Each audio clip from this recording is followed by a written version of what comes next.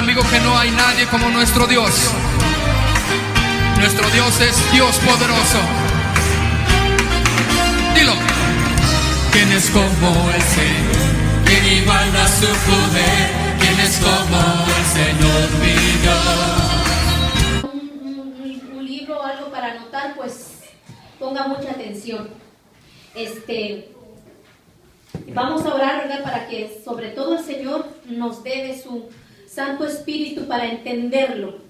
Señor, te damos gracias en esta preciosa hora.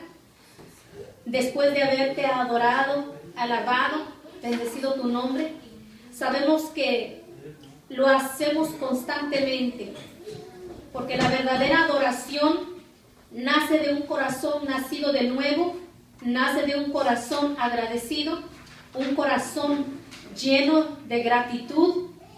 Ese corazón, Señor amado, que está hambriento de tu palabra, que anhela por conocerte, que anhela por estar en tu presencia, en tu casa, aprendiendo de tu palabra, Señor.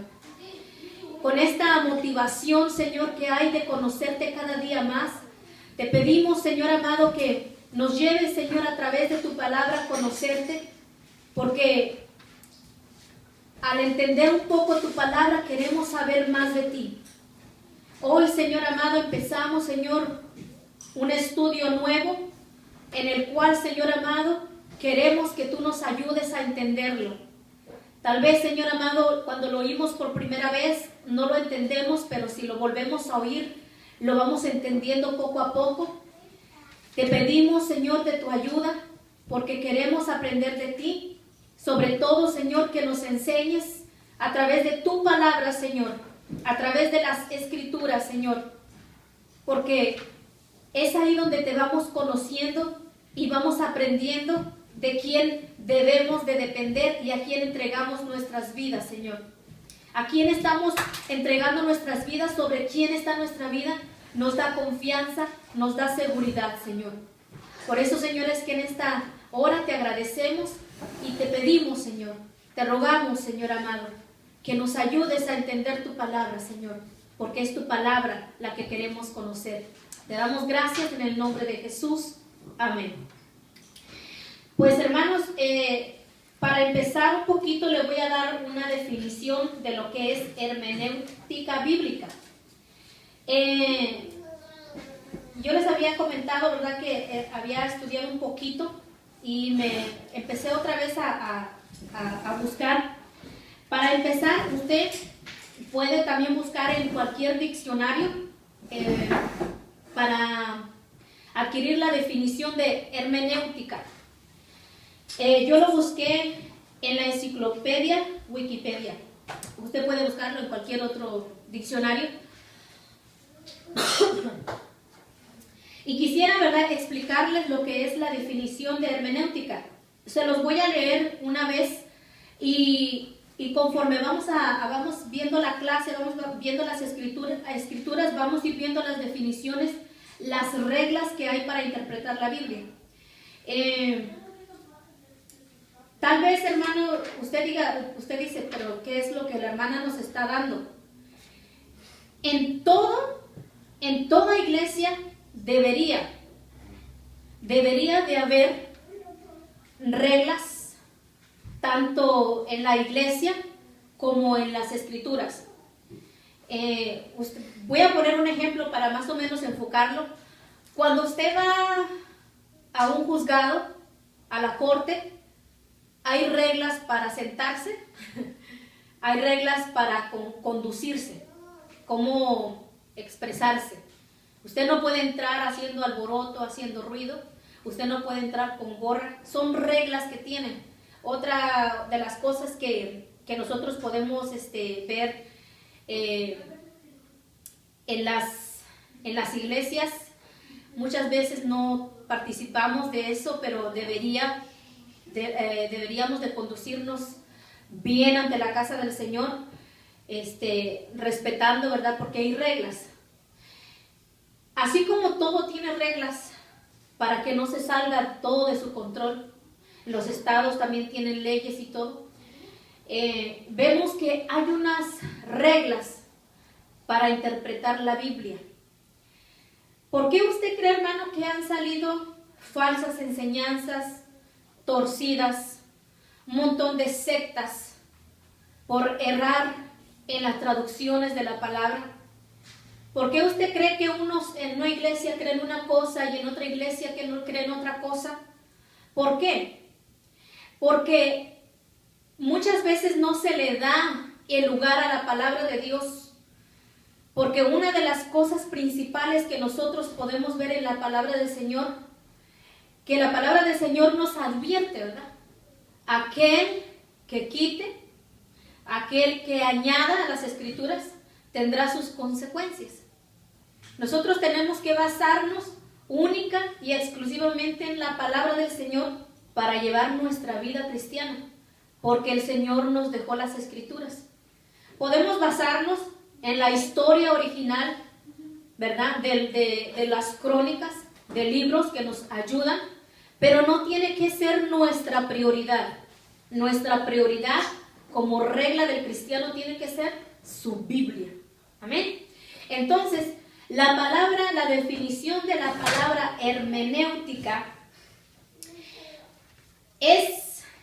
eso sí lo puede usted escribir, es el arte de interpretar la Biblia.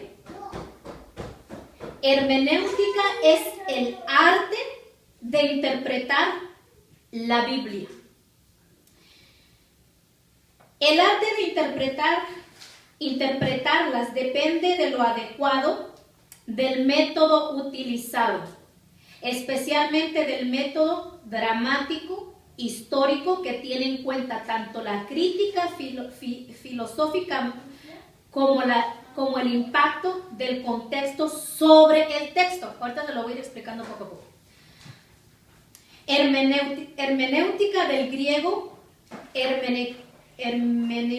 hermeneutike, así como se escucha, hermeneutike, con K, hermeneutike. Y después del hermeneutique viene la palabra tejne, que es T-E-J-N-E. ¿Cómo? La palabra griega es hermeneutike con K. Y después usted le pone T de Tomás, E, J, N, E. Que esto significa interpretar, traducir, explicar. Entonces, es el conocimiento y el arte de la interpretación de los textos para determinar el significado exacto de las palabras mediante las cuales se ha expresado un pensamiento. Aquí viene otra palabra derivada que se llama exégesis. Exégesis del griego exegomai. Exegeomai. E-X-E-G-E-O-M-A-I. Exegeomai, que significa explicar.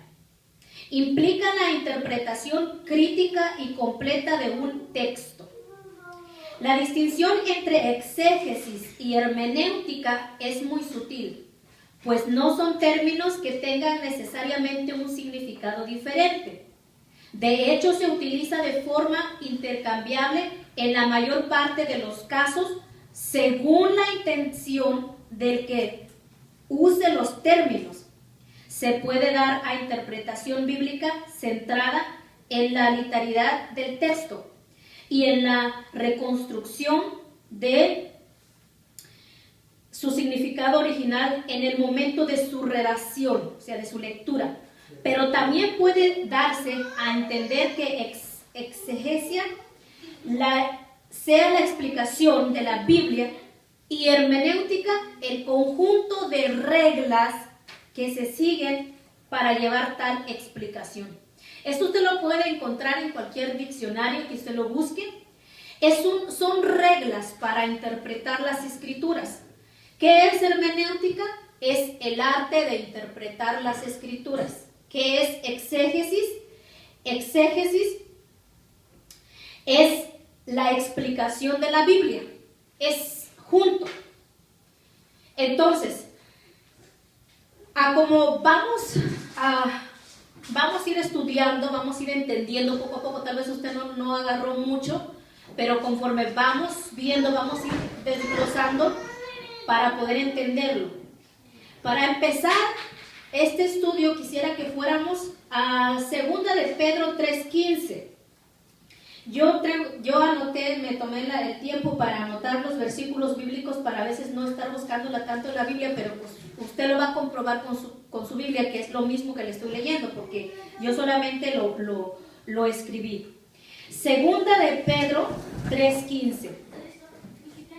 A estos versículos vamos a ver por qué es importante tomar en cuenta la hermenéutica.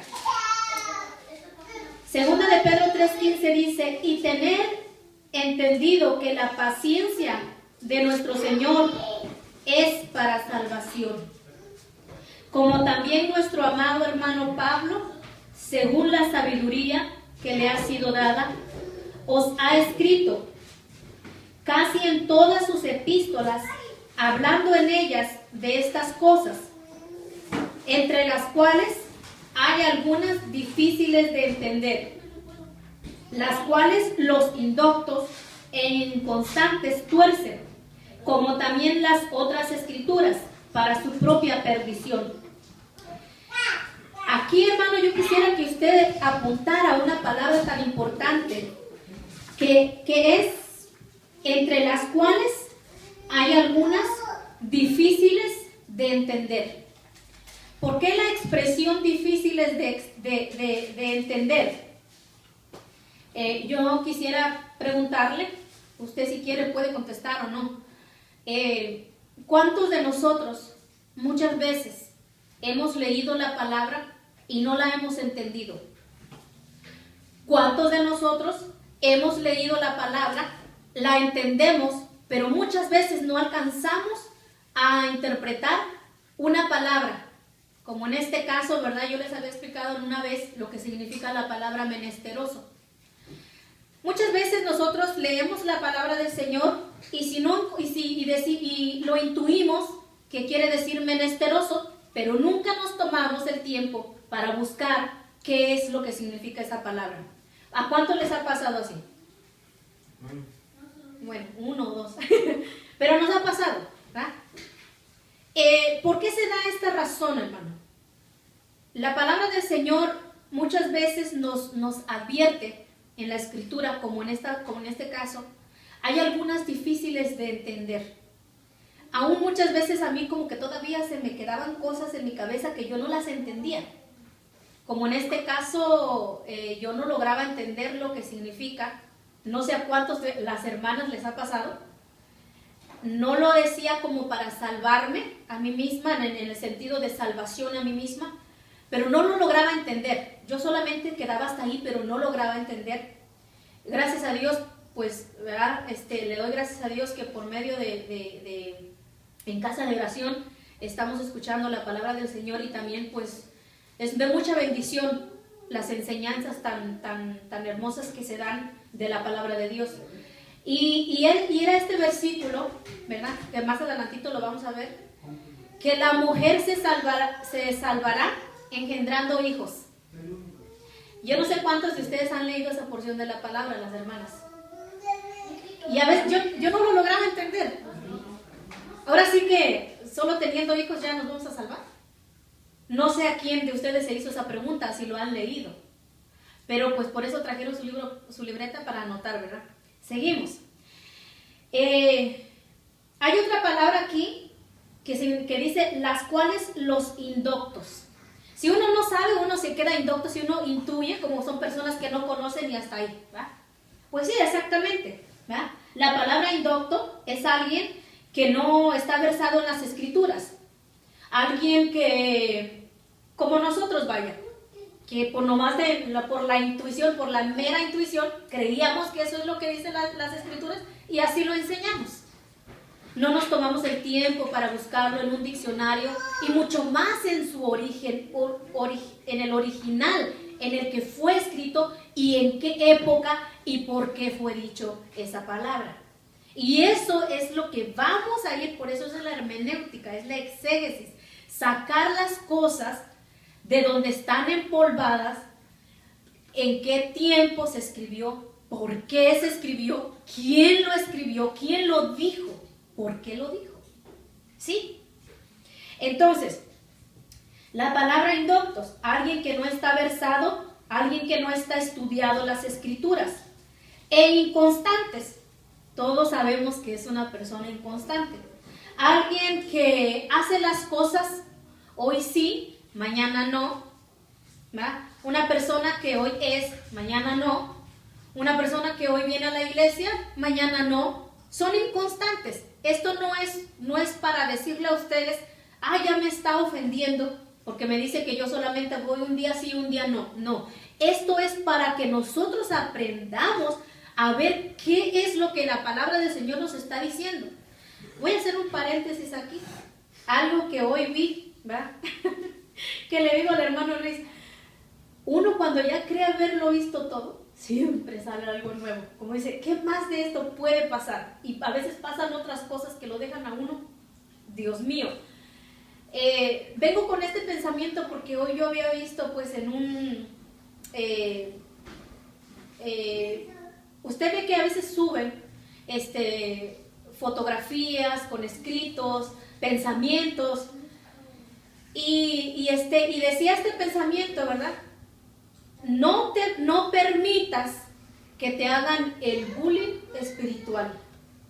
Cuando yo me quedé viendo esto, habían varias frases que decían, eres hijo del diablo, estás en pecado, cosas como tales, y digo yo, Dios mío, ¿a dónde vamos a llegar? Cuando yo me quedé pensando en esto, yo digo yo, no puede ser posible que Juan el Bautista le hacía bullying a los demás. No puede ser posible que ahora tomen a Jesucristo como que Jesucristo le hacía bullying a los fariseos y a los saduceos. Cuando les decía hipócrita, les estaba diciendo una verdad. ¿Cómo se atrevería usted a decirle a una persona que le da una cara aquí y la otra cara allá, sin ofenderlo? ¿Cómo? Hipócrita. Ahora, ¿se atrevería a decírselo en su cara? Ahora decirle a una persona lo que está haciendo, decirle el pecado, es hacerle bullying espiritual. Por favor, hermano. En ese caso, cerremos las escrituras y vayamos a gozar de la vida. ¿Hasta dónde llegan los pensamientos de gente que tal como no puede interpretar las escrituras como se debe? Por lo cual dice, hay muchos inconstantes e indoctos en esta palabra. ¿Eso quiere decir indoctos? Indoctos es una palabra, es una persona que no sabe, que nada más porque piensa que eso dice la palabra y ya. Predícale un versículo que le parece que así dice. Leámoslo otra vez, 2 de Pedro 3:15, leámoslo y vamos a ver con este entendimiento, ¿ok? Y tened entendido que la paciencia de nuestro Señor es para salvación, como también nuestro amado hermano Pablo, según la sabiduría que le ha sido dada, os ha escrito, casi en todas sus epístolas, hablando en ellas de estas cosas, entre las cuales hay algunas difíciles de entender, las cuales los indoctos, los que no conocen la palabra, e inconstantes, que un día están y un día no, que un día la Biblia, el otro no, tuercen, como también las otras escrituras para su propia perdición. Usted si leyó rápido, usted no vio lo que es la palabra que está ahí, las otras escrituras. O sea, ¿cómo? ¿Usted se me ha dado cuenta de esa palabra? Si usted dice, ¿cuáles otras? Eso, ya lo vio. ¿Qué se refiere a las cuales otras? Y fíjese, nosotros lo leímos la primera vez y ¿cuántos se dieron cuenta de esta palabra? Pero de esto se trata, hermanos, de leer la palabra del Señor quieta, detenidamente, buscando las palabras, no es fácil, hermano. Porque es fácil leerla e intuir lo que dice, pero sacar el verdadero significado del griego, del idioma que fue escrito, del arameo, del hebreo, es diferente, hermano. Ahora, las otras escrituras se refieren al Antiguo Testamento. Las otras escrituras. Acuérdense que antes se daban rollos, escritos, pergaminos, son diferentes. Entonces son las otras escrituras. Y ya entendió un poquito más. Seguimos. Fíjese lo que dice, ¿para qué? Para su propia perdición.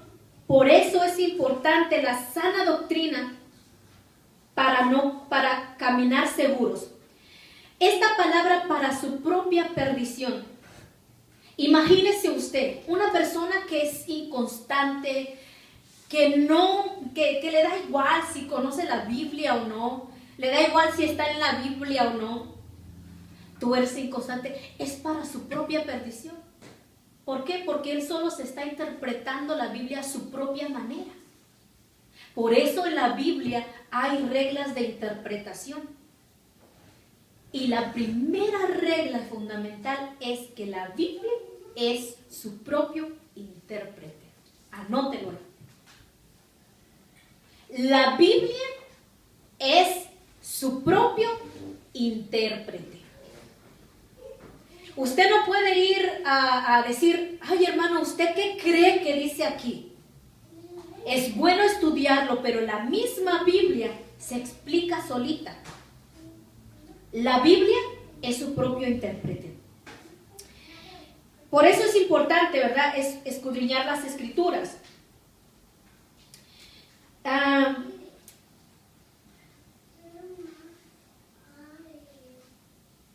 Las personas, hermanos, que son inconstantes, indoctas en las Escrituras, no están versados en las Escrituras, inventan doctrinas raras, tuercen las Escrituras. ¿Por qué usted cree, hermano, que usted ve en una iglesia y usted dice, ¿por qué los hermanos actúan así, se visten así, hacen así? ¿Por qué? Porque como estamos viendo en las predicaciones que nuestro hermano Luis está llevando los domingos, sobre el hablar en lenguas, sobre el qué es lo que significa estar lleno del Espíritu Santo. ¿Por qué usted cree que entra a una iglesia y todos hablan en lenguas y no se sabe ni quién es el pastor, ni quién es el intérprete, ni quién es el... Porque hasta los diáconos están sacudiendo, se están temblando. No se sabe ni quién es ahí, ni quién es acá, no se sabe. Acuérdese que todo en la iglesia tiene un orden. Dios es un Dios de orden. Y por esa manera, porque Dios es un Dios de orden, Él quiere que la palabra de Dios se interprete en orden. Yo le voy a decir una cosa, mi hermano. A usted le dijeron, a usted le predicaron un evangelio de victoria, un evangelio que usted no iba a sufrir, un evangelio donde aquí no hay enfermedad, un evangelio donde aquí solo hay prosperidad, un evangelio donde aquí todo es armonía y todo es amor. A usted le predicaron ese mensaje, a usted lo engañaron, hermano. Pero usted me dice, ¿cómo que me engañaron? Entonces, ¿quién cree en un Dios así? Espérese tantito. Ese fue el mensaje que a usted le predicaron, no lo que Dios dice en la Biblia. Y no lo estoy diciendo de una forma que niego que Dios es y hace todas estas cosas, como sanidad, como prosperidad. Claramente la palabra de Dios usted lee y sí le dice la palabra del Señor que usted es más que victorioso, o que usted, ¿verdad?, prosperará. Salmo 1. ¿Por qué digo esto? Me enfatizo en esto porque solamente le han enseñado un lado de la Biblia, pero no le han enseñado el otro lado de la Biblia.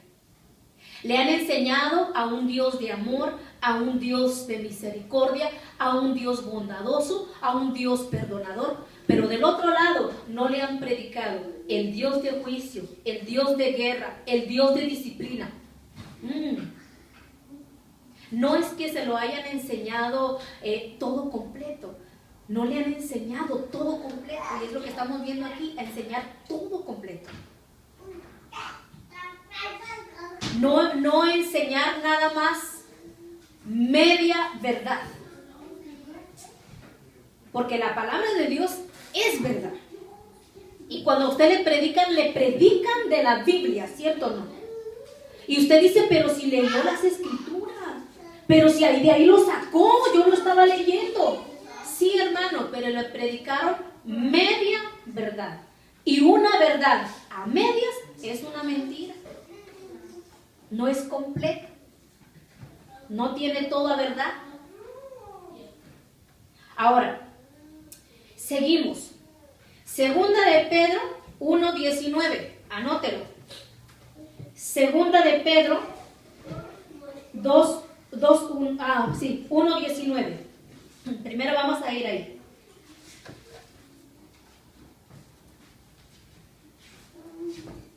Tenemos también la palabra profética más segura, a la cual hacéis bien en estar atentos, como una antorcha que alumbra en lugar oscuro, hasta que el día esclarezca y el lucero de la mañana salga en vuestros corazones. ¿Qué se refiere la palabra aquí? Que nosotros, al entender la palabra, es para tener luz y entendimiento de lo que Dios nos ha hablado en su palabra. ¿Cuál es la palabra profética más segura? La palabra de Dios, a la cual dice, hacéis bien en estar atentos, para que entendamos, para que comprendamos, para que conozcamos lo que Dios nos quiere decir. Segunda de Pedro 2:1. Vamos a ir ahí. Ahora segunda de Pedro 2:1. ¿Y fue primero? Esa fue segunda de Pedro 1:19, la que acabamos de leer. 1:19. Ahora vamos a segunda de Pedro 2:1. Y dice la palabra: pero hubo también falsos profetas entre el pueblo. Esto no es de hoy. Esto viene desde hace tiempo. Pero hubo también falsos profetas entre el pueblo, como habrá entre vosotros falsos maestros. Fíjese lo que hacen. Que introducirán encubiertamente. ¿Con qué lo van a encubrir? ¿No es con la misma Biblia? Herejías destructoras. ¿Qué son herejías? Son doctrinas que sacan fuera de la Biblia, de lo que Dios no ha dicho. Y aún negarán al Señor que los rescató, atrayendo sobre sí mismos destrucción repentina. Estas personas que introducen encubiertamente doctrinas, ¿qué es la palabra doctrinas? Enseñanzas, que sí te llevan la Biblia, te leen la Biblia, pero son encubiertas. Herejías es algo que está fuera de la Biblia, fuera de lo que Dios dice. Herejías destructoras. Y aún negarán al Señor. O imagínese, usted entra a una iglesia y usted dice, ¿aquí creen en el Señor? Sí, sí creemos en el Señor. No te lo van a decir así abiertamente. ¿Sabes qué es negar al Señor? Que tú puedes muy predicar a Jesucristo, pero lo niegas en tus actos, lo niegas en tu vida. Dice, atrayendo sobre sí destrucción repentina. Y muchos, fíjese, muchos seguirán sus disoluciones. por causa de los cuales el camino de la verdad será blasfemado. Ciertamente o no, hemos visto, si los cristianitos bailan merengue, bailan bachata, pues entonces ¿para qué voy a la iglesia? Dicen. Pero aunque usted no lo crea, en las iglesias hasta cumbia se baila, hermano. Se danza. Porque ahora el solamente cambiarle el nombre de baile a danza, claramente la palabra de Dios, si usted le busca en el original, que es la palabra danza, la palabra baile, perdón, porque dice, has cambiado mi lamento en baile. Muchos torcidos le sacan esa escritura, pero ¿cómo no? Si en la Biblia dice, has cambiado mi lamento en danza. Pero si realmente entendiéramos el significado. Entonces, por esa causa, ¿qué dice? El camino de la verdad, lo que se ha enseñado en la palabra de Dios, es blasfemado. Y por avaricia, otra cosa, vamos ahí. Harán mercadería de vosotros con palabras fingidas. ¿Usted qué entiende mercadería de vosotros con palabras fingidas? ¿Usted no le suena como que te vendo y tú me das un mercader que hace? Lleva su mercadería, la vende, luego regresa y trae más, y luego viene y vende, y luego va y compra, y luego... ¿Usted le suena algo de eso? Fíjese, hermano, ¿cuántos de los ministros del Señor llevan y traen mensajes que Dios les dio, CDs que Dios les dio, música que Dios les dio, cantos que Dios les dio? O sea, ya los salmos ya pasaron de moda. Ahora Dios les dio algo nuevo, algo fresco.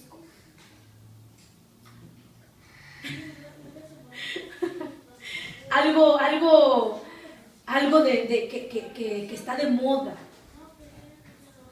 y vienen y te lo venden con palabras fingidas. ¿Qué es una palabra fingida? ¿Qué es fingir? Algo que no es verdad. Es como por decirle, yo voy a fingir un dolor de cabeza. ¡Ay, mi cabeza! Estoy fingiendo, pero usted me ve que es como que siente que a lo mejor sí. O que yo diga, ¡ay! Y usted me se para corriendo, hermana, ¿qué tiene? Te engañé. Eso es fingir. Eso es engañar. Y harán mercadería de vosotros con palabras fingidas. En esta noche recibirás tu milagro. Dios está aquí, Dios me dice. Aleluya, el Espíritu Santo me está hablando. Como que si el Espíritu Santo fuera aquí.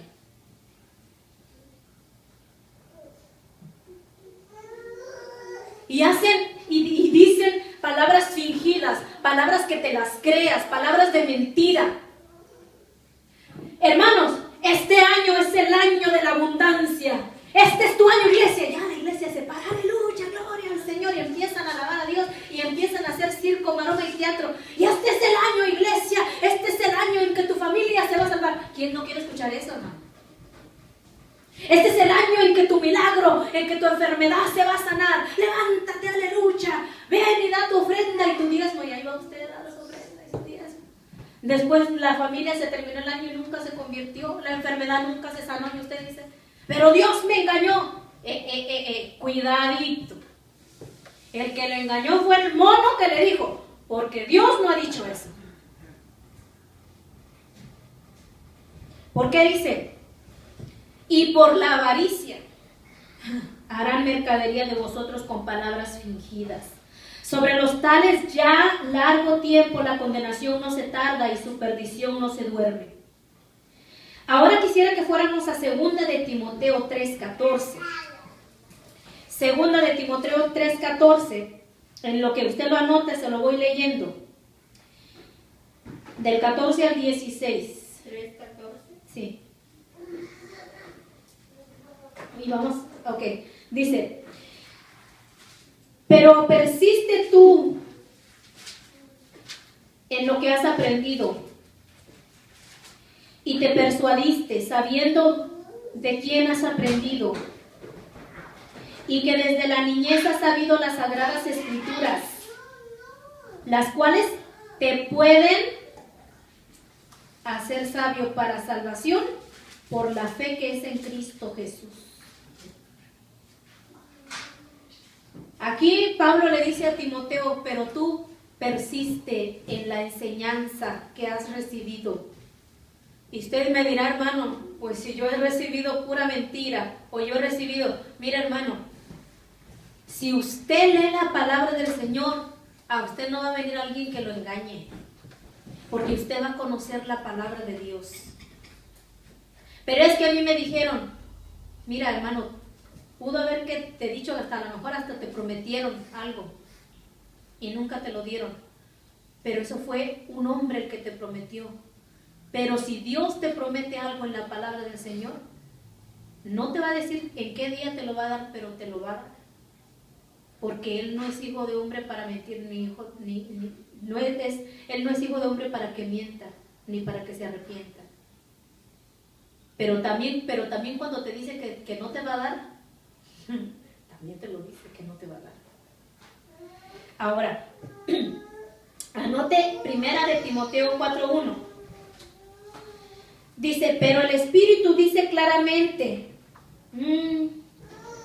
fíjese, ¿a cuántos de ustedes han escuchado algo que le han dicho, este es el año y que el Espíritu Santo que me dijo? Pues fíjese lo que le dice el Espíritu. Lo que dice,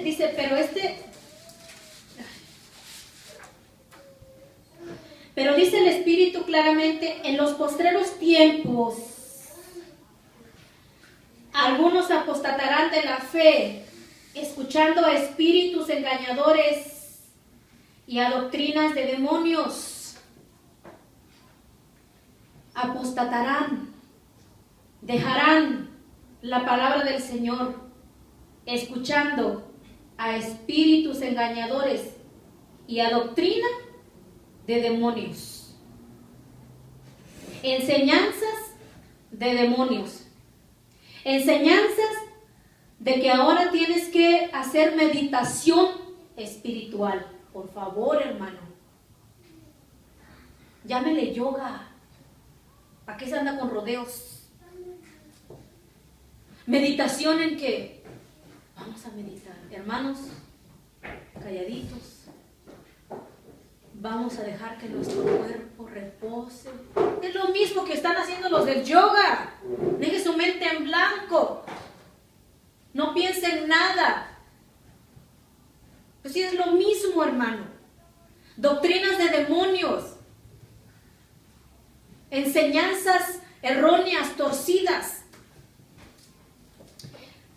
Viendo estos pasajes de la Escritura, entramos a la regla fundamental de la hermenéutica, que ya se le ha dicho, la Biblia es su propio intérprete. Muchas sectas, hermano, y errores doctrinales han surgido en el cristianismo actual y aún en el cristianismo pasado. Iglesias que aparentan ser bíblicas, doctrinas que aparentan tener una doctrina, iglesias que aparentan tener una doctrina bíblica, tomando versículos interpretados aisladamente, sin permitir que la Escritura a sí misma se explique o la explique. Para esto vamos a ir en Hechos 20:27, donde podemos ver que dice la Escritura, aquí Pablo hablando, diciendo, porque no he rehuido anunciaros todo el consejo de Dios. Muchas iglesias caen en errores doctrinales por no enfatizar todo el consejo de Dios, sino en una parte. Acuérdense que estábamos viendo en la serie de Romanos los extremismos. Enseñan un extremo y el otro no. Para las escrituras tiene que haber un equilibrio. Tenemos que llevar nuestra vida en el equilibrio espiritual. Para empezar, hermanos, hay una pregunta. Usted puede decir, contestarlo. ¿Quién fue el primer intérprete de la Biblia? ¿Alguien sabe? ¿Alguien me puede decir? ¿Quién fue el primer intérprete de la Biblia? No, él la escribió, ¿verdad? Pero ¿quién fue el primero que la interpretó? ¿Quién? Jesucristo. ¿Qué dice, hermano? El que la leyó. El primer intérprete de la Biblia fue Satanás. Oyes. Pero la interpretó mal.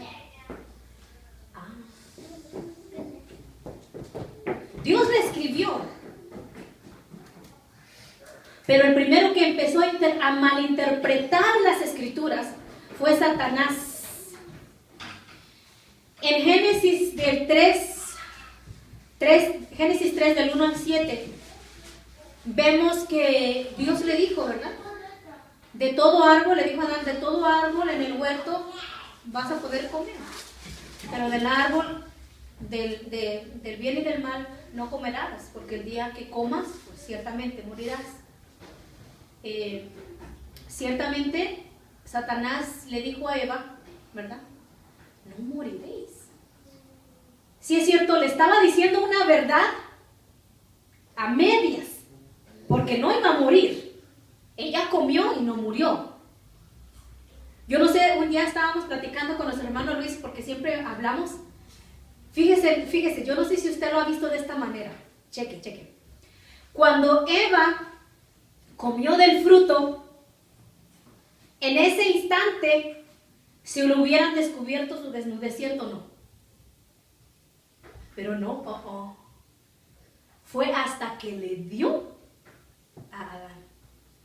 Entonces, dice la palabra, descubrieron que estaban desnudos. ¿Por qué cuando Eva lo hizo? ¿Por qué cuando Eva comió del fruto? No pasó. ¿Por qué? Porque al que se le había dado la palabra fue Adán como cabeza. Ciertamente, Satanás engañó a Eva. Pero Adán no fue engañado porque él lo hizo con su conciencia exactamente. Así como Dios le dijo, no lo hagas, él lo hizo, sí lo hizo. Satanás malinterpretó las escrituras, ¿verdad? Diciéndole a Eva, engañando a Eva, no moriréis. Porque ciertamente el día que comas, ¿verdad? Vas a saber lo que es el bien y es el mal. ¿Cierto o no le estaba diciendo una verdad? Pero una verdad a medias. Entonces, Satanás torció la interpretación. Otra escritura que podemos ver en Mateo 4:1, la tentación de Jesús. Entonces Jesús fue llevado por el Espíritu al desierto para ser tentado por el diablo. Y después de haber ayunado 40 días y 40 noches, tuvo hambre. Y vino el tentador, y le dijo, fíjese, él le dijo palabras que están en la Biblia. Si eres hijo de Dios, tú tienes derecho a las bendiciones, tú tienes derecho a la ciudadanía, a la residencia que este país al cual tú has venido. ¡Aleluya! ¿Cuánto lo creen así? Si tú eres hijo de Dios, tú eres dueño de las promesas, tú eres dueño de la palabra de Dios, no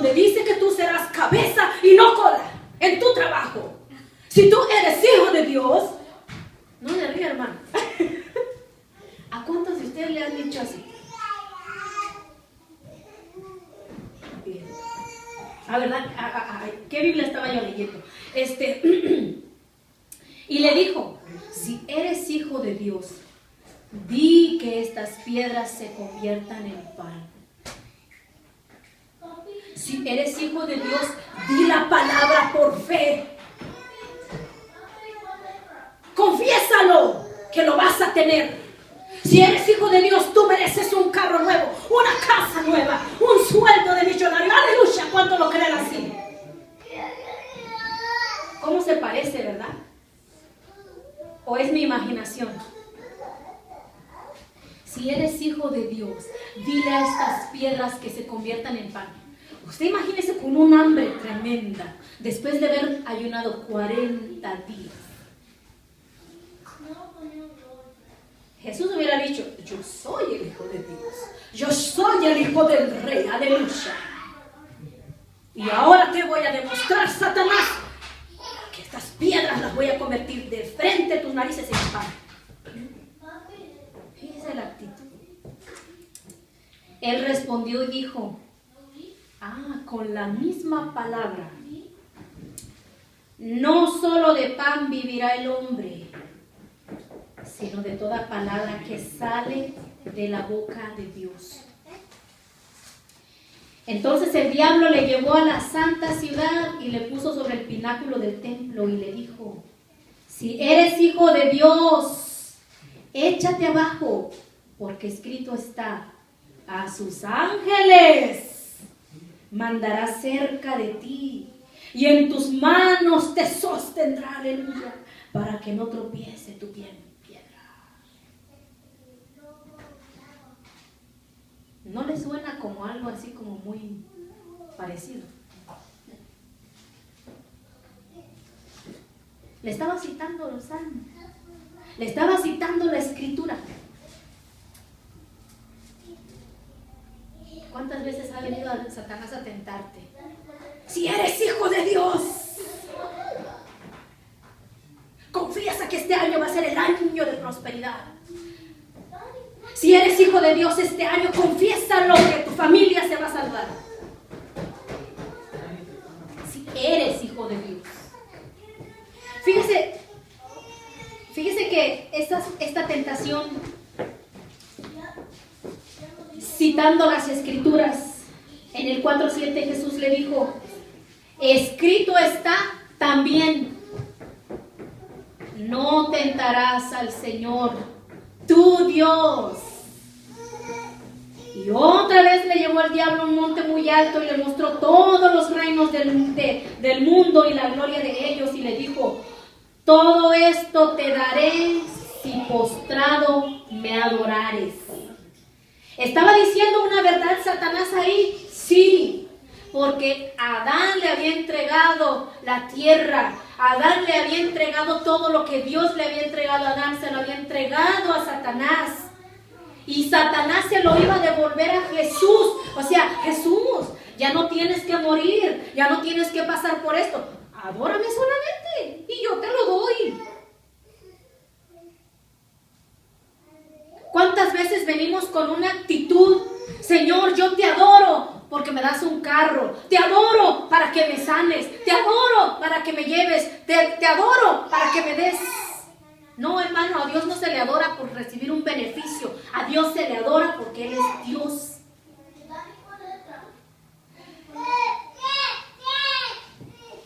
Claramente la Escritura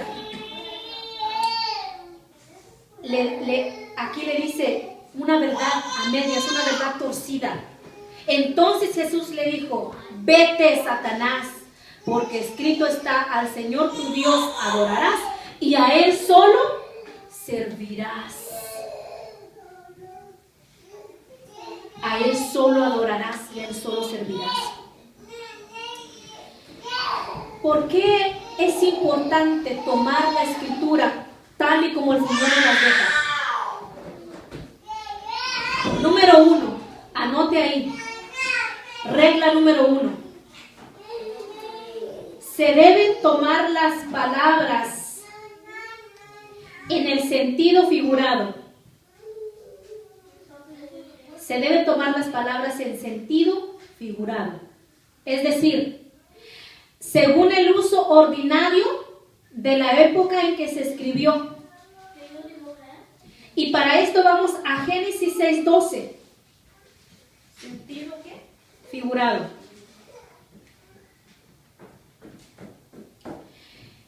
Génesis 6:12. Vamos a ver una palabra que se usa en la Biblia y que muchas veces podemos tomarlo como una interpretación. Génesis 6:12. Y esta palabra dice: y miró Dios la tierra, y he aquí que estaba corrompida, porque toda carne había corrompido su camino sobre la tierra. Estas palabras de la regla número 1, que debemos de tomar las palabras en sentido figurado, es la palabra carne. Estas palabras son propiamente judías. En los tiempos de Génesis, la palabra carne se interpreta como ser humano y la palabra camino se interpreta como conductas o formas de vida. Es decir, miró Dios que he aquí que la tierra estaba corrompida porque toda la gente, todos los seres humanos habían corrompido sus conductas y su forma de vida. Entonces, estas palabras se conocen como hebraísmos, propiamente de los judíos, su idioma hebreo. Voy a poner un ejemplo, como nosotros los mexicanos hablamos de una manera que si venimos a hablar aquí, muchas veces no nos van a entender porque nosotros usamos muchos mexicanismos. Ejemplo, un mexicanismo que nosotros para decir, ya entendiste, decimos, ya te cayó el 20, ¿verdad? Nosotros como mexicanos lo entendemos. Otro mexicanismo que nosotros tenemos es decir, es que no tengo lana, es que no tengo dinero. Esos son mexicanismos que nosotros hablamos. Pues estas palabras eran interpretadas como eran hebraísmos originalmente judíos, palabras propiamente de los judíos. Entonces, en Lucas 14:26 dice la palabra del Señor: si alguno viene a mí y no aborrece a su padre y madre y mujer e hijos y hermanos y hermanas y aún también su propia vida, no puede ser mi discípulo. La palabra aborrecer del griego miseo significa amar menos. De esta mala traducción, como estábamos viendo que los indoctos tuercen, hay una secta llamada los Niños de Dios. Yo me puse a investigar un poquito acerca de lo que son los Niños de Dios, que ahora ese nombre se le cambió como la familia, la secta de la familia. Esta secta habla que tienes tú que aborrecer a tu mamá y a tu papá. Cuando entran a esa secta, olvídate. No tienes madre, no tienes padre, no tienes hermano, no tienes hermanas. Porque esta secta los lleva a vivir aislados de la comunidad. Tienen sus propios huertos, tienen sus propias iglesias, tienen sus propios conventos, tienen su propia forma de pensar. Las mujeres atienden a los alimentos, los animales. Los hombres se dedican a estudiar y a ayudar en las labores pesadas del campo. Ellos torcieron las escrituras. Pero si nosotros vemos en Mateo 10:37, dice de una forma más clara: el que ama a padre o a madre más que a mí, no es digno de mí. El que ama a hijo o hija más que a mí, no es digno de mí. La palabra aquí aborrecer, ¿verdad? Lo dice aquí, el que ama más, que es la palabra miseo, amar menos. ¿Qué quiere decir esto? Que nosotros como prioridad tenemos, sí, la familia es muy importante, pero nuestra prioridad, ¿verdad? Tiene que ser Dios. Dios antes de la familia, pero también la familia en Dios. Porque ellos cuando llegan ahí no conocen madre, ni padre, ni hermana, ni, o sea, no se casan, ni si son casados uno vive por allá y otro vive por acá. No se permiten que vivan en cónyuges matrimoniales, no se puede. Entonces, hay que conocer estas expresiones en la época, ¿verdad? Segunda regla. Tomar las frases o las palabras en el sentido que indica el conjunto de palabras que rodean la frase. Otra vez voy a leerlo. Tomar las frases o las palabras en el sentido que indica el conjunto de palabras que rodea la frase. Voy a leerlo otra vez más. Tomar las frases, las palabras, en el sentido que indica el conjunto de palabras que rodean la frase. Ejemplo, la palabra fe. La palabra fe, nosotros sabemos que es creer, confianza, certeza. Amén. Pero vamos a ver en Gálatas 1:23. Gálatas 1:23 dice: solamente oían decir a aquel que en otro tiempo perseguía a la iglesia, ahora predica la fe. Que dice, perdón, dice aquel que en otro tiempo nos perseguía, que en otro tiempo asolaba la iglesia, ahora predica la fe. Aquí la palabra fe no se interpreta como creer o confianza. Aquí la palabra fe la interpretamos como doctrina del Evangelio. Y es la misma palabra fe, F-E. Pero la interpretación que rodea la frase da otro significado. Esa es otra regla de la hermenéutica. La palabra fe aquí es la palabra con la doctrina del Evangelio. Vamos ahora a ver en Hechos 17:31. Anótelo, yo lo leo. Por cuanto ha establecido un día en el cual juzgará al mundo con justicia, por aquel varón a quien designó, dando fe a todos con haberle levantado de los muertos.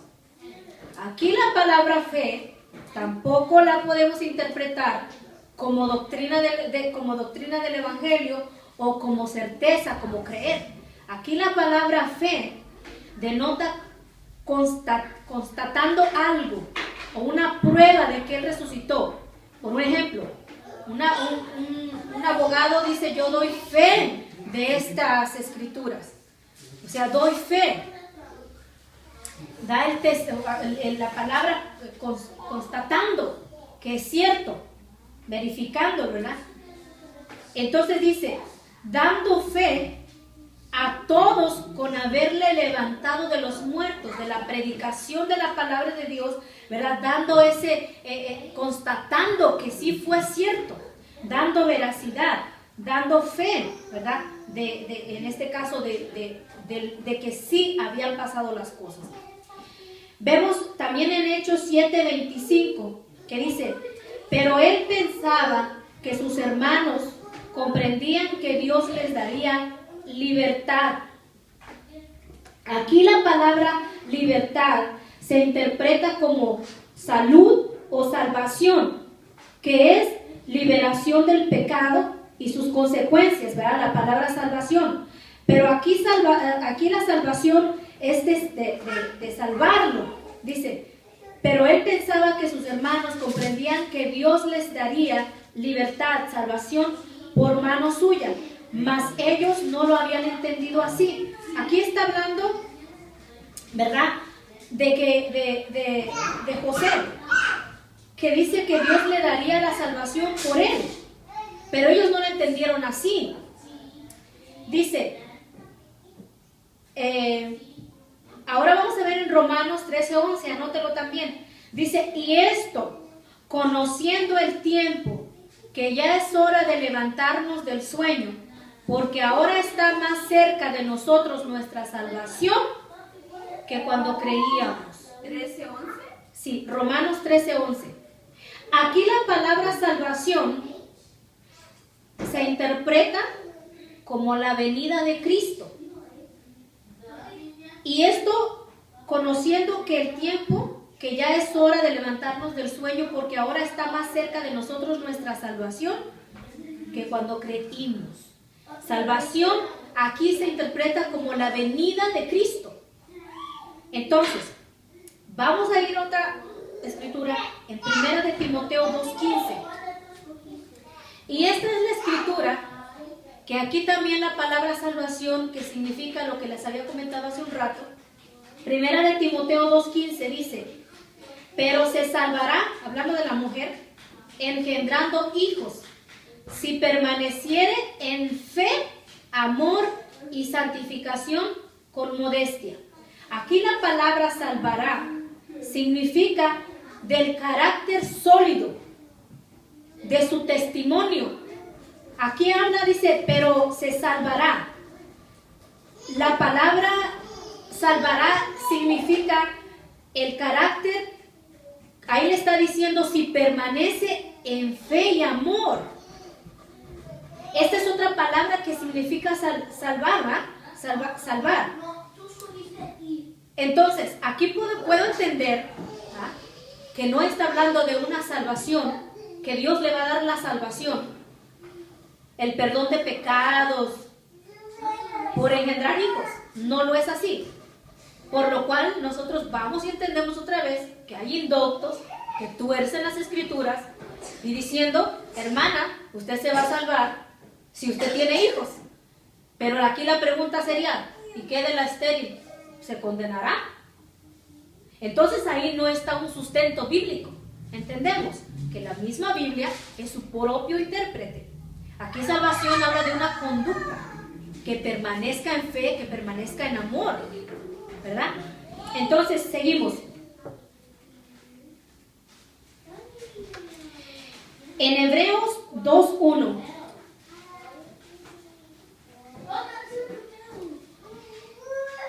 vamos a leer, dice, por tanto, es necesario que con más diligencia atendamos a las cosas que hemos oído, no sea que nos deslicemos, porque si la palabra dicha por medio de los ángeles fue firme,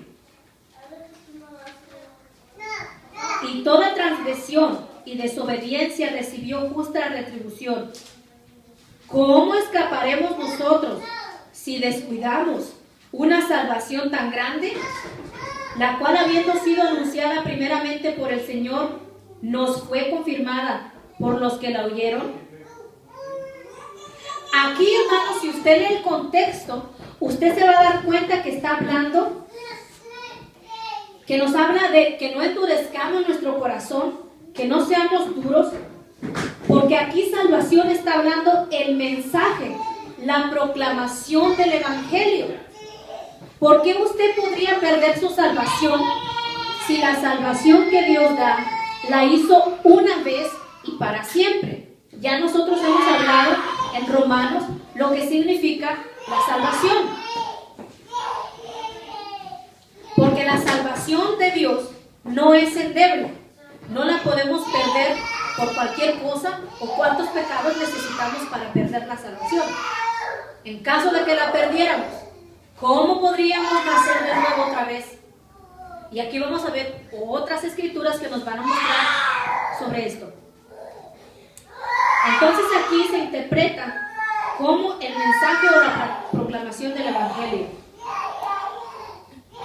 Mami, ¿me puede decir algo que le des? Ok, vale. Ok, seguimos, dice.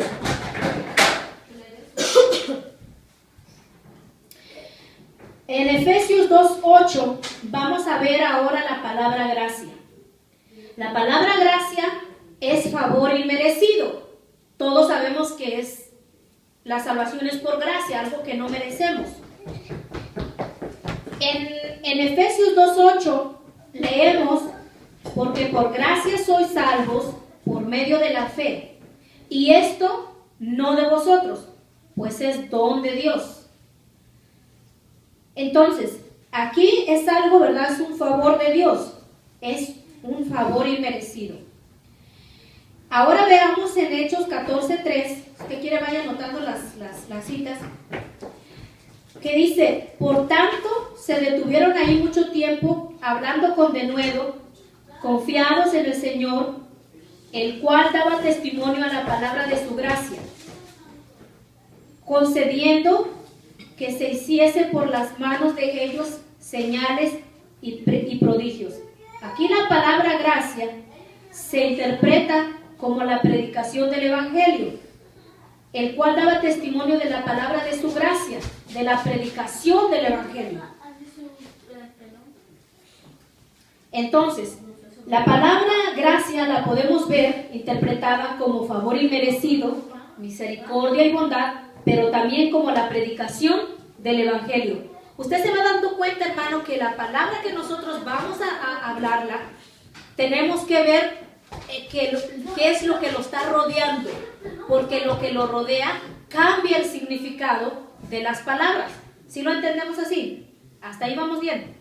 Si usted está hablando de la gracia, en algunos versículos se interpreta como favor inmerecido, otras veces como misericordia y bondad, y otras veces como la predicación del Evangelio. Entonces, cuando usted lea su Biblia, usted va a ver el contexto, lo que lo rodea, el texto, la palabra que lo rodea el texto para interpretarlo. Ok. Ahora veamos la palabra carne. Otro ejemplo. La palabra carne se interpreta como personas. Esta es una expresión meramente judía. Ezequiel 36:26 habla sobre de la palabra del Señor, que nos dice, os daré corazón nuevo y pondré espíritu nuevo dentro de vosotros, y quitaré de vuestra carne el corazón de piedra y os daré un corazón de carne. Aquí la palabra carne, ¿verdad?, está hablando del sentir, de la actitud dócil, la actitud tierna que se siente. Aquí está diciendo, quitaré de vosotros el corazón quitaré de vuestra carne el corazón de piedra. Nosotros no tenemos un corazón de piedra, ¿sí? Tenemos un corazón duro en el cual a veces ni te entra ni la palabra, no te entra nada, ni el mensaje, no te entra nada. Pero dice que Él va a cambiar un nuevo corazón, una nueva naturaleza, una nueva actitud. Ahora te va a dar un corazón de carne, un corazón que siente, un corazón que palpa, un corazón que permite, dócil, que pueda sentir. En otra escritura, en Efesios 6:12, también habla, porque no tenemos lucha contra sangre y carne, sino contra principados, contra potestades, contra los gobernantes de las tinieblas de este siglo, contra huestes espirituales de maldad en las regiones celestes. Aquí dice, porque no tenemos lucha contra sangre ni carne. O sea, imagínese usted peleando con un pedazo de bistec. No se puede. Aquí la palabra carne, ¿verdad?, también está hablando. Dice, no tenemos lucha contra persona. Aquí se interpreta como carne, como persona. No tenemos luchas con gente.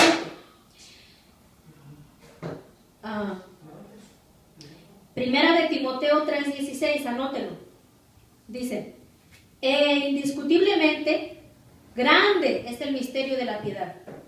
Dios fue manifestado en carne, justificado en espíritu, visto de los ángeles, predicado a los gentiles, creído en el mundo, recibido arriba en gloria.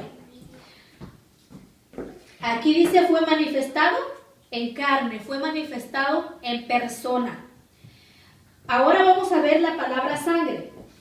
Mateo 27:25. la palabra sangre, Mateo 27, 25. Y respondió todo el pueblo y dijo, su sangre sea sobre nosotros y sobre nuestros hijos. Aquí cuando iban a crucificar a Jesucristo, ¿verdad? Pilato dijo, yo me lavo las manos. Yo soy inocente de la sangre que se derrame de este hombre. Los que estaban ahí defendiendo sus creencias dijeron, nosotros vamos a asumir lo que significa. Nosotros asumiremos las consecuencias. Que la sangre de este hombre caiga sobre nosotros y sus hijos. Aquí dice, sangre aquí se interpreta como asumir las consecuencias o que la culpa caiga sobre nosotros. Imagínense, sangre usted lo ve en diferentes términos. En Romanos 5:9, anote también, dice, pues mucho más estando ya justificados en su sangre, por él seremos salvos de la ira. Aquí está hablando sangre en la muerte expiatoria de Cristo. Aquí sangre se interpreta como el acto, ¿verdad?, de llevar nuestros pecados, en la muerte, en su sangre. Pues mucho más estando ya justificados en su sangre, por su acción, por su sacrificio. Por él seremos salvos de la ira. Mateo 26, 26. Y mientras comían, tomó Jesús el pan y bendijo y lo partió y dio a sus discípulos. Y dijo, tomad, comed, esto es mi cuerpo. Y tomando la copa y habiendo dado gracias, les dio diciendo, bebed de ella todos, porque esto es mi sangre del nuevo pacto, que por muchos es derramada para remisión de los pecados. Claramente es de una forma espiritual, pero muchos, especialmente en la doctrina, la enseñanza de los católicos, lo hacen de una forma literal, lo que ellos llaman como la subtransacción. La subtransacción es que la sangre, el vino se convierte literalmente en la sangre de Cristo y la hostia toma forma literal del cuerpo de Cristo. ¿Mateo qué dijo? Mateo 26, 26. Ellos dicen, hacen cada día, cada domingo, cada que se juntan, hacen el sacrificio de Cristo. Lo recuerdan literalmente, como que si lo están crucificando literalmente. El Señor nos habla en 1 Corintios 11, 23. Dice Pablo, como yo recibí del Señor, que la noche que fue entregado tomó pan. Lo está hablando de una forma espiritual. Cada vez que os reunáis a comer de este pan y beber de esta copa, la muerte del Señor anunciáis hasta que Él venga. Nosotros cuando lo hacemos de una forma espiritual. No lo estamos haciendo de una forma literal. Esto se da una mala interpretación. Nosotros claramente lo vemos en las Escrituras. Cuando Jesucristo alimentó a 5,000 hombres y después de esto está en Mateo 16, 19, esto está en Juan 6, 54. Cuando le dice, el que coma de mi carne y beba de mi sangre tiene vida eterna y yo le resucitaré en el día postrero. Aquí está hablando, ¿verdad?, de cuando alimentó a 5,000 hombres y después fueron y le buscaron y le dijeron, maestro, te buscábamos, ¿dónde estabas? Jesús les dijo, ustedes no me buscan, ¿verdad?, por la palabra, ustedes me buscan porque ustedes ayer comieron. Porque dice ustedes comieron, se saciaron. La palabra saciarse viene de una palabra griega que significa hartazo, que en el original es hartazo cuando se le da de comer a los animales, cuando los animales tragan y se hartan. Hartazo, esa es la palabra griega. Ustedes se saciaron. Los que le estaban hablando ahí le dijeron, nos llamó vacas. Y ellos se lo dijeron. O sea, tú nos diste, o sea, Jesús, o sea, Moisés le dio a nuestros padres el pan, el maná, el pan. Y ahora tú vienes a darnos también el pan. O sea, te buscamos como rey. Aquí está la solución a nuestros problemas. Nos va a liberar de Roma, nos va a alimentar bien, nos va a bendecir. Pero ¿qué Jesús le dijo? El que comiera de este pan que yo le doy, él dijo, yo soy el pan de vida que descendió del cielo, el que come de mi carne y bebe de mi sangre. Aquí los fariseos dijeron, si ni siquiera cerdo comemos, mucho menos vamos a comer a este hombre quiere que lo comamos. Pero él lo estaba diciendo en un sentido espiritual. Esta regla de interpretación es la tercera regla de tomar las palabras en su contexto. Por eso es que en su contexto lo vamos viviendo. Pero aquí la palabra sangre del sacrificio, el que no participa en mi sacrificio. ¿Cómo nosotros participamos del sacrificio de Cristo? Por recibirle. Porque nosotros fuimos, como estudiamos ya en Romanos, nosotros fuimos hechos participantes con Él en el bautizo, en su sangre, en su muerte, en su resurrección. Entonces, aquí entonces la palabra, ¿verdad?, que dice, dice, porque esto es mi sangre del nuevo pacto, el sacrificio del nuevo pacto. Ahora, vamos a ver la palabra llaves. Esta palabra de llaves la encontramos en Mateo 16, 19. Esta palabra, donde quiera que usted la encuentre en la Biblia, significa autoridad. Entonces, Mateo 16, 19 dice, y a ti te daré las llaves del reino de los cielos, y todo lo que atares en la tierra será atado en los cielos, y todo lo que desatares en la tierra será desatado en los cielos. ¿Cuántos no han torcido esta escritura, hermano? Unos por torcerla dicen que San Pedro está allá arriba del cielo con sus llaves, porque se las dio a él. Pero aquí se llegó a realizar esta autoridad cuando Pedro dio la predicación el día de Pentecostés. Cuando les empezó a predicar el evangelio, le dio las llaves del reino de los cielos. ¿Qué quiere decir esto? Le dio la autoridad de predicar el evangelio. Eso significa, donde quiera que se encuentre en la Biblia la palabra llaves, significa autoridad. Entonces,